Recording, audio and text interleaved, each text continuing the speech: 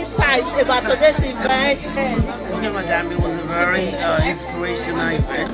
Myself and McMahon, we were actually pondering about things going on within our community as Edo women and as Nigerians. Yes. Okay, so I will count in my language. When you hear Ela, we all will read. So, Opa, Eva, Ela. Go. Once upon a time in Africa, we paid no taxes. There was no crime. There was no police. There was no inflation. There was no unemployment. There was no AIDS. There was no poverty. There was no famine. There was no corruption. There was no debt crisis. There was no prostitution. Men didn't beat or divorce their wives. Then the white man came to improve things. Oshobuge, the daughter of Yesomi, who is the daughter of Titiekbe, who is the daughter of Agbawe, that is the daughter of Adegbiyoge, who is the daughter of Ikaga. It is on the shoulders of these great women that I stand here today, and I honor them.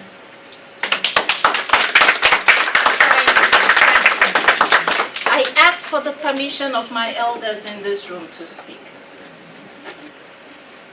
You can just say to me, speak.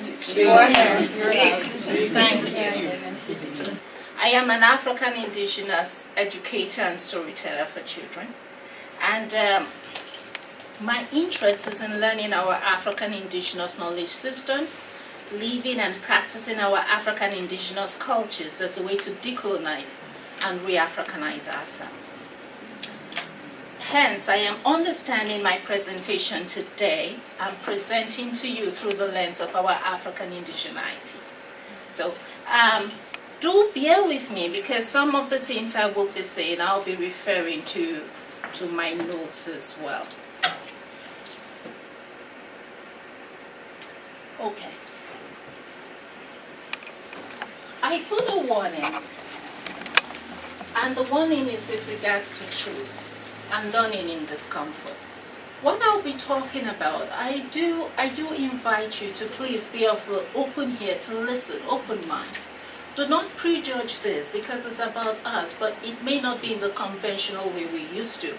And if you're uncomfortable about it, that is okay, because really, in truth, learning happens in discomfort. All right, so that's my disclaimer right there. Now I'm going to ask, and be honest, there is no judgment about this. Does our past matter? Do you think that our past matters? Yes. Yes. Okay, for those who say yes, please kindly raise up your hands. Okay, thank you. For those who say no, please kindly raise up your hands. Nobody say no. Because there's a whole lot of maybes. Okay, for those who say maybe. For those who say maybe. Maybe. Oh, thank you so much for that honesty. All right, so let's see. Let's analyze the answers. For those who say no, let's see. Nobody say no, so I will go through this fast. Thank you. So I will skip this then, because we don't have anyone who say no. But just in case you are on maybe and you say, okay, maybe it matters or not, this is what I will say to you. To claim that one can forget the past and still meaningfully understand the present or determine the future is the same as saying all learning experiences an adult gained while growing up are unimportant and can be discarded without consequences. Do we understand that? Mm-hmm. Now, I will go to the other terrain of my thought, is the concept of Iyami. I want to encourage us, please do not confuse your culture and the power of your culture for witchcraft. They are completely two different things. I will tell you something. There was a time. How did we become free from our enslavement? They tell you the lies that will encourage the destruction of our people. You and I will not be here if Mama Nani, they said she could even catch bullets by her hand. But you would hear that story. Nana Benara Minta, which we call Area Top Man, how could she do the work that she did? They say even when she walks, you won't see her. She walked invisibly. But now when I tell you, you say, it's witchcraft, or yet, when we go through doors, as we approach doors, door open, we say it's science. Huh? We want to talk to someone in another place. We carry phone, we talk, we say it's science. But when your grandparents or great ancestors, they said, if you want to talk with me, speak to the wind. Yes. They come and teach us and say it is witchcraft. I will tell you something, within African indigenous context, science is spirituality that is seen and produces the same result. Spirituality is science that is not seen, yet produces the same result. And if you argue with me, go and call Baba Thunder or Baba Rain, let him bring down rain now. We all know these stories. We all have these stories. But in order to disempower us, only then should we be distraught. Do not use your power. When you practice that which gives you power, come talk to me. Because you have to understand, that even within our context, once a year we have spiritual cleansing for those who use the power for harm to do against others. We do have that, but what happened is they've taken your power, they've learned everything from you and use it against you. Anyway, so we will go on. Run for public office, or you just want to be involved in the community engagement, do it. We need people with different perspectives. We need brave people. We need people from diverse backgrounds to speak. When no one speaks, there's nothing to be heard. I can say that, when it comes to my city portfolio, it started off by me being very scared about how people would receive me, to me being acknowledged places like CBC as 150 women, as they celebrated 150 years of Canada's anniversary. I was acknowledged as 150 Canadian women in politics that you should look out for, that are making history. And to me, that was such an honor because, I know there's a lot of young women, a lot of people who in Canada, I'm not downgrading them, who are doing amazing jobs. But when you talk about the African community, if I have to be very realistic and straightforward with everybody, there are not a lot of Africans doing anything politically. You know what I mean? And representation matters. But then I really want to go with the little time I have, divert into a different subject. I want to talk about where we're from and Africa. I don't want to talk about Canada too much. We're already in Canada, paying taxes, working, doing all these things. Canada will be fine. There's a lot of Canadians. I have a problem though. I have a problem with our people. Our people are not investing in our home. When I went to Nigeria in 2013, and I was in Benin, even though there are a lot of people abroad, many people have been in Canada for years, there were many people in Benin. People were working, you know what I mean? The economy was different, the government was doing, but people were still in the States. I went to Benin, what year was it? People are gone, you know what I mean? Everyone is either migrating to Lagos, Abuja, or out of town in the diaspora. How do you expect Nigeria to be a country where we can come back home and live and be very comfortable? Does everybody want to retire here? Because I don't, and I'm not even born here. You know what I mean? There's beauty in our culture, beauty in our home, in the food that we eat, in the language that we speak, in the way that, we live our lives. Everything there is simple and beautiful. So I don't want to talk too much, but I really wanted to amplify the fact that I think that we should all, in one way or the other, invest in our background, invest in our home. For me, that would be East and West Africa. Invest in our home, whether it means you're working towards building a home, working towards starting a business, creating a nonprofit, giving back to people. In any way you can, invest in Africa, because Africa does not need the people who run away just for a better life. But I do plan to involve myself more in Nigerian politics because we need leaders that will stand up against all odds and convictions and say, we can do this. And it starts off with all of us, being community leaders, investing in our children, changing the mindsets of our children, encouraging them to go back home. My parents did me such an honor. Thank you. They did me such an honor by sending me back home. My mom and my dad agreed to send me to Nigeria for almost 2 years.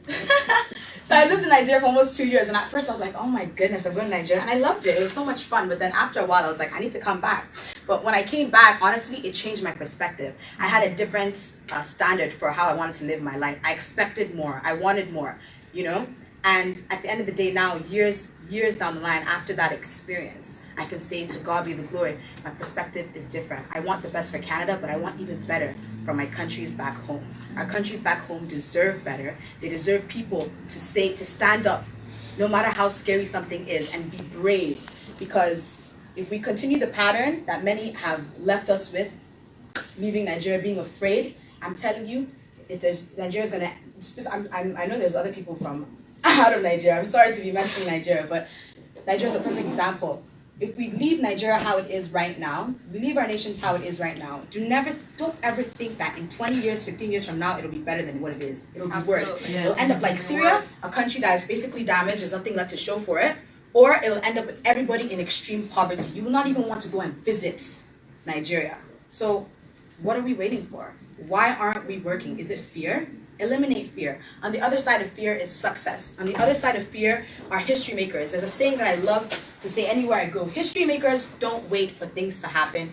They make things happen. So I encourage all of us to get back home, invest in the people, encourage women, especially women, in politics, encourage them in community building, encourage your sons and daughters, and tell them that there's more to life than just what we see here in the diaspora, because there really is. Yeah. And when you get to learn more about yourself, you think different about yourself. I'm a queen, and I know that, you know? My ancestors, God bless their souls, they fought such a huge and amazing, generous fight, and I dare not, this day and age, know what I know, like what she's taught us, know what I know, turn my back on my ancestors and my people and say I'm living a better and comfortable life only in Canada. Representation matters, and nobody can represent you or your country better than you represent your own self. Thank you. So in the literature, there is that cultural stigma against any mental illness in our community. So if you're experiencing mental illness in our community, it's more like a taboo. Nobody talks about it. It's a family secret. We don't want to share it. And also in the literature, there is that syndrome of a superwoman syndrome and also a strong black woman syndrome. So that when the woman, all women are increased risk of postpartum depression, but when a black woman is experiencing postpartum depression, because of all this pressure, they cannot hide it. Cancer of the breast. So not to go into details. Cancer of the breast, the way we screen for breast cancer is mammogram. Mammogram is really an ultrasound, specialized imaging of your breast. And it's for women that are 50 years or older, and it's done every 2 years if your previous one was normal. But for those women who are considered to be a high risk meaning you have an aunt that have breast cancer, you have a mother that have breast cancer, then you consider high risk, you can start it sooner, as from age 40. And also, your healthcare practitioner can refer you to Mount Sinai for special high-risk breast cancer counseling. So where they do a specialized test to check for the gene, the breast cancer causing gene, to see if you're a carrier. So if you're a carrier, then they will now advise you as to the next step. So the famous public person that did this special high-risk cancer screening was, anybody know? Angelina Jolie. So Angelina Jolie, as you know, her mom had breast cancer. So she was kind of a special high-risk group. She went through that counseling and had a test done, and it shows that she's carrying the breast cancer gene. So she just opted for proactive and remove her breasts, ovaries, just to make sure that she doesn't get it. It's the woman that will give you the stress. 5 minutes I love you. Another 5 minutes I hate you. 5 minutes I love you again. Another 5 minutes, I think I'm right, I hate you. You see? I don't want to go back home. But then you don't want to stop going home. Have you ever experienced anybody here? Yeah. I'm driving home, but let me just go and hang out with my friends. Mama is home. Let me go and see what she's doing. You see? I don't want to go home, but I cannot stop going home. That's right. That's right. That's companionship. So what is mental health? If I were to ask people here to tell me what the thing is mental health. By just listening to that, hearing that, what comes to your mind? What is mental health? Depression. Yes. Depression? Okay. Mental health is anything that affects our feeling at a particular time. Okay, anything that Anything that affects affects the feeling? way we react, the way we do things. Uh-huh. Because some people may be hidden. Maybe they have to keep to themselves, not going out. At the time, there's something happening around them. So that's mental health. Okay. Any other idea? Yes. Yes. It's your ability it affects how you function on a daily basis. So it's everything that happens inside of your mind and affects your behavior towards other people and in your own life. Okay. That's great. I asked that question. Yes, please, sir. Yeah, I would say anything that's taking us away from how we were originally created. Our thoughts, our mental thoughts are created in such a way that anything that's foreignly taking us away from how we were created is a form of destruction to our thoughts process. Yeah. Okay. Strategically, I asked that question because the word mental health is something that we, especially the immigrants, are not comfortable to say. To even mention, it's like a taboo. Mental health, I don't want to talk about it. And I want us to be comfortable to talk about the word mental health. And I bet you that was my expectation that each time when I ask the question, what is mental health? Even in my circular work, people come up with different ideas, and that's great. We're having conversation about that. And we've seen that today, depression and whatever can help us, to identify who we are or how we can cope. So mental health, is mental health a positive thing or a negative thing? It can be Both negative. I like this. We're doing this presentation together. It's not a negative thing. Okay. I want to, if there's anything when you leave here today, when you hear mental health, don't automatically go to the default person that is a negative. Mental health is a positive thing. It's a capacity, when you see the definition, it's a capacity to feel, think, and act in ways that enhance our ability to enjoy life. Is there anyone here that doesn't want ability to enjoy life? No. That's what we want. We want ability to enjoy life. So we want to have mental health. Mental health is a positive thing. It's a great phenomenon. It's something we want. Mental health is everyone's business. It's all of our business. Mental health is a public health issue and it's everyone's business. It's a fundamental human right. We all deserve to have mental health because it's a positive thing, right? Mental health and well-being of individuals, they are shaped by many intersecting dimensions of our lives. The quick environmental scan talked about some of us are teachers, professionals, we work full times, we have parents, we remember friends and families back home. Those are intersecting. Some are men, some are married, some are female. We have a lot of intersecting pulling factors that can impact that mental health if it's not well managed. Can I move on? So then, what is mental illness? I'm going to ask you another question. Any thoughts? What comes to mind? Thanks to my colleague that talked a lot about depression, so I'm not going to go. This presentation is all about mental illness. Mental illness, as earlier stated, is a medically diagnosable illness. It has to be diagnosed by a doctor, a nurse practitioner, someone that is professionally designed to do that. So think about it when you see people and you automatically label them. We're going to talk a little bit about stigma. I'm sorry, I like to walk around when I'm doing presentation, but I'm mindful I don't want to block you. Please let me know if I'm doing that. So think about it when you see somebody and you automatically assumed that they are going to be having challenges, mentally. It has to be diagnosed by somebody. And how do you know? And how does it affect you? It affects people's mood and thinking and their behavior. I exercise, once somebody's been diagnosed with osteoporosis, just like what has been said earlier on, you have exercise, you have medication, and you have diet. Can anyone tell me why exercise is number one? That means the top. Why exercise is yeah?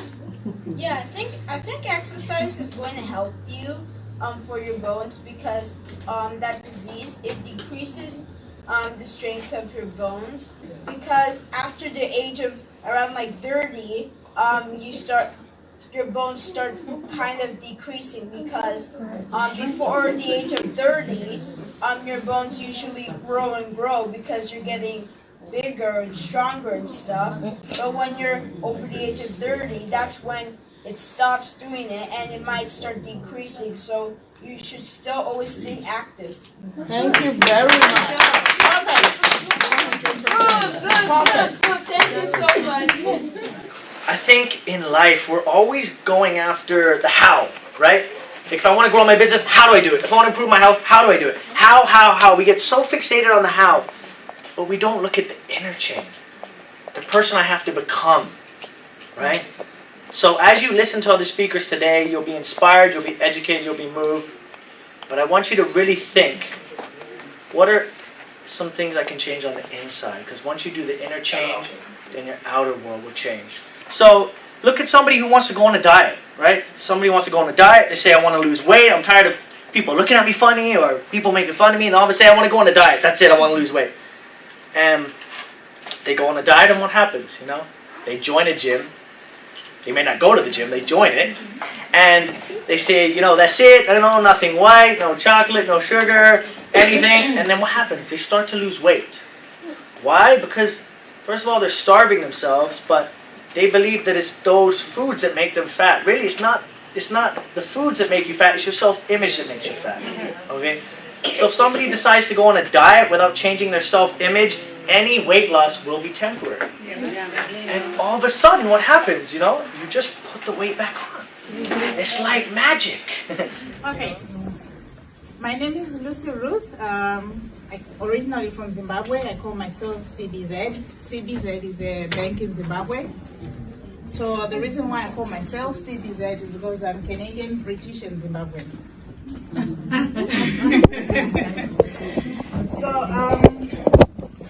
I grew up in Zimbabwe. My mother died. She committed suicide. She suffered from severe depression, but back home, depression was not a subject that nobody spoke about. They were taught that if you're a woman, you gotta be strong. You gotta be strong for your kids. If your husband cheats on you, it's fine. Just be strong. Bottle it in. And my mother could not take it. She suffered in silence. Back home we have two places, right? You have a house in the city and a rural home. So I gone to the rural home with my grandmother.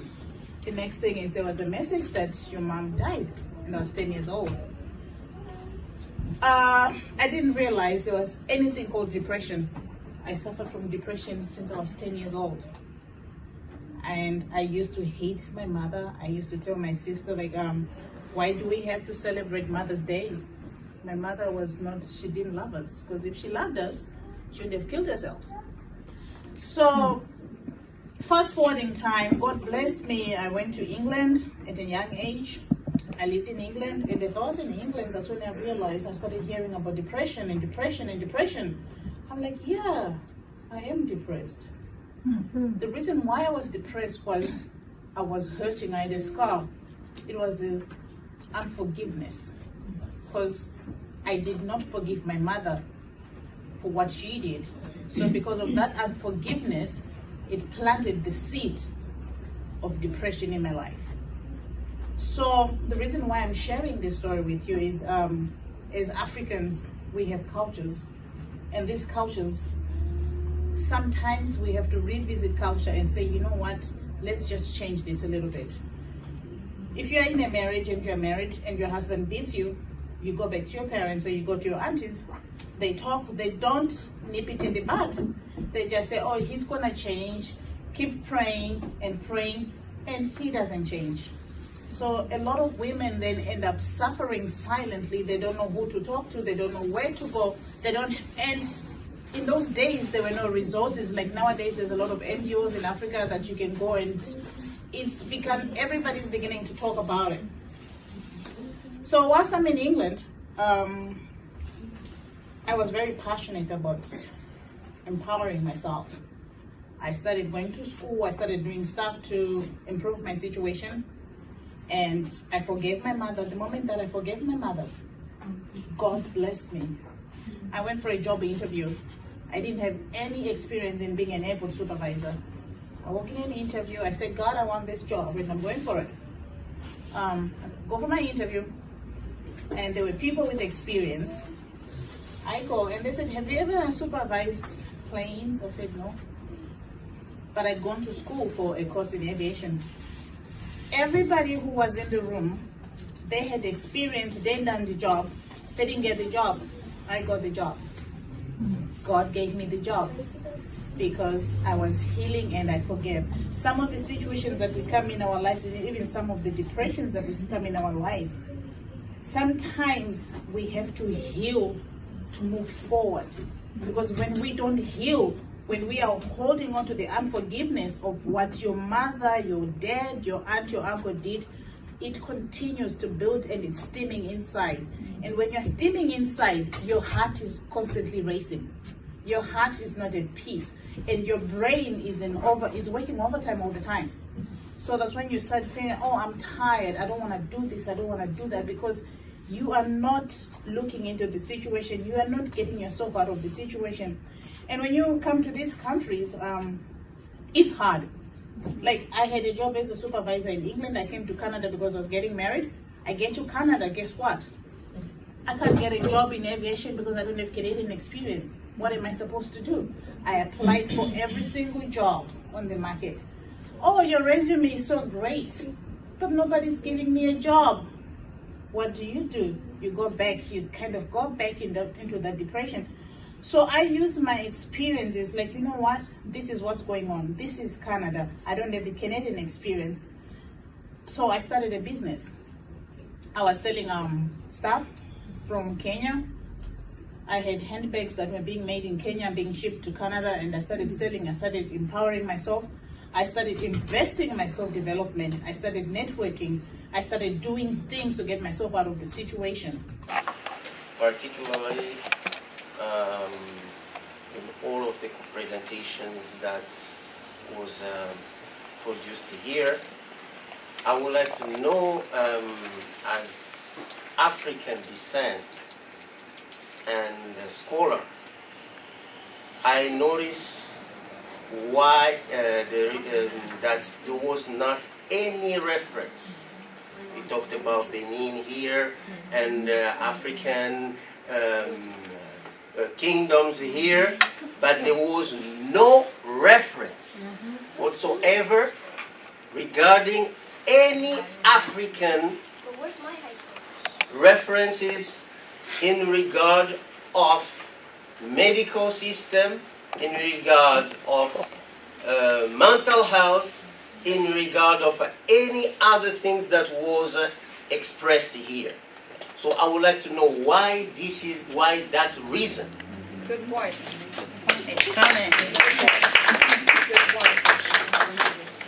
So I will come back to that question. It's very important. It's very important. Because we're talking about Edo women here, Africa. Yes. Right? Very important. But let's wait for just some few more. Presentation.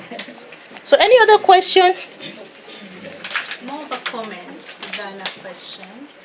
So, with regards to postpartum depression or mental health challenges for the most part, for us women of African descent, there's often cases, it's often cases more social than it is biological, I find.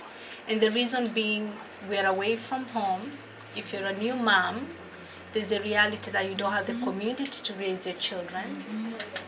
As dark melanated people, we don't take in the sun during winter.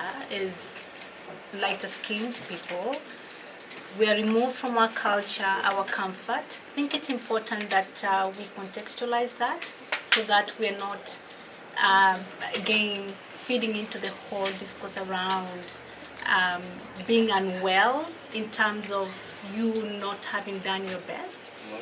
Realities around postpartum depression for Black women are very much related to the social realities. So it's important that when you feel down, you feel like harming yourself, you feel unsafe, you feel like your thoughts are not very clear, you're having difficulty sleeping, concentrating, you find yourself cocooning more and more, that you reach out, right? So do the opposite to that. It's very important to make sure that you have a safety plan. So sometimes it's difficult for us Black folks to call the police because of the relationships we have historically. Talk to a sister, talk to a neighbor. Do not be alone. It's very easy to harm yourself when you feel you're between two walls, because ideally we're not designed to go towards threat, but if things feel hopeless and helpless, it becomes an option. So kindly, when those thoughts come in, let's not be hard on ourselves, internalize the stigma as the two presenters talked about. Let's be kind with ourselves and realizing that there are also deeper issues that are out of our control that make it easier for us to become more prone to than other communities.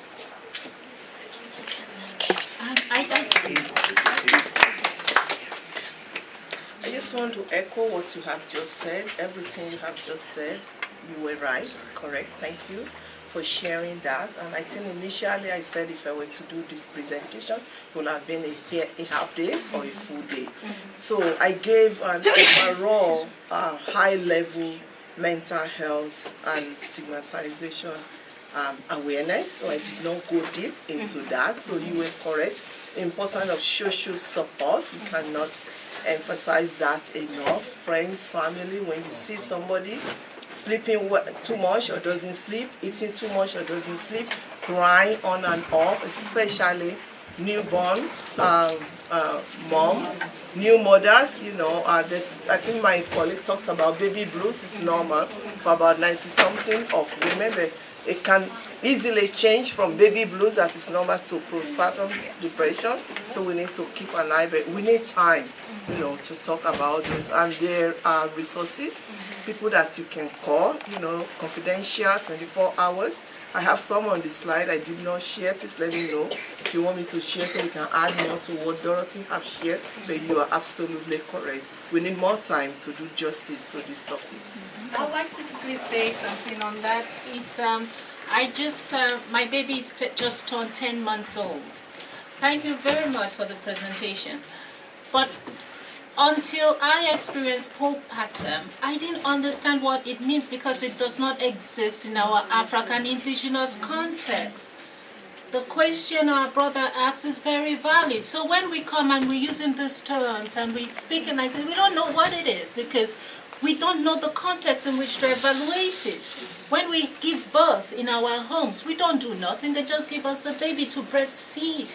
We have the one that's massaging us. We have the one that's giving us bath. We have the soups that we are taking.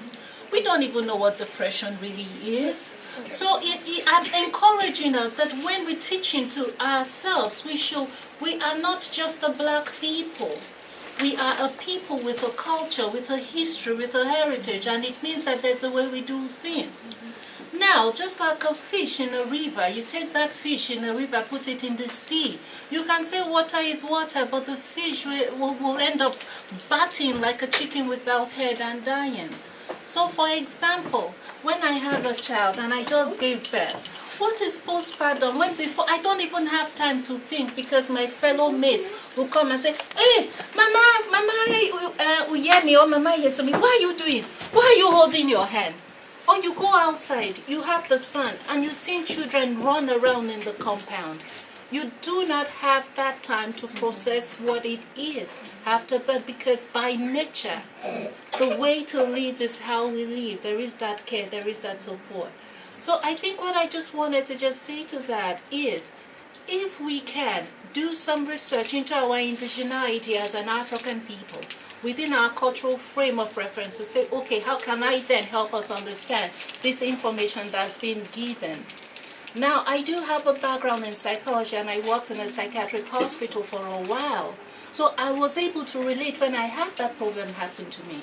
I worked here as well in the field of community mental health and social services. So I was able to relate when I had that problem happen to me. But what about those who don't have the privileges of those experiences? So it's my call out to encourage us to say that for all the information that we get as experts, please let us contextualize it within our indigenous context. To say within our culture, what do we know, what do we understand, and how can I pass on this information? Thank you.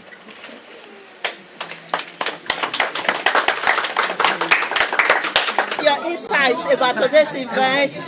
Okay, madam, it was a very inspirational event. I think more women should organize more of this kind of event to bring the community together, especially people from African descent. It's a great event and more grace to be organized. Yeah, and the men and everyone else have to start showing their support and assistance towards helping women develop to who they truly are and taking the power of the throne in our society. So great job on this wonderful event. Keep wonderful work to the organizers. By the way, my name is Ayola Morris Bay. Thank you guys for coming, and we hope to see you guys in our next event coming up in the summer. Okay? Thank you. I loved it. I've learned so much about Edo Women in Canada and perspectives that are very important to the Black women here, and I will definitely come for the next program. Thank you so much for inviting me. Thank you for coming. Thank you for coming. This event is really wonderful, and we would like to see more of the connection with the community, the women especially, because the women are really the foundation of our society. We are coming from the matriarch, myself, I'm coming from the matriarch empire.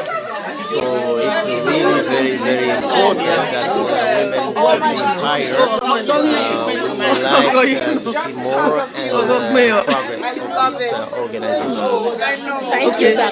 Thanks for coming, and we hope to see you in our next event. All right? Thank you. How you feel about today's event? A lot of information. I loved it. It was really, really good. You know, teach and learn. What I love the event. There's so many perspectives on the future for women and what we strive for. So it's really cool. I've learned a lot of things. I pray next time the rest of the women should join us, whether they are Edo, whether they are Kenyan, whether they are you guys missed it. I love it. Thank you so much. We appreciate it. Thank you for coming, mommy. Thanks. We appreciate it. Excellent. I just want to say again, congratulations to the organizer. You have put together an awesome event for us to come together and learn from one another. I just wish you all the best, and I look forward to the next one. Yes, thank you. Absolutely. Next one. Thank you. Thanks for coming. Oh my God, this was an event not to be missed.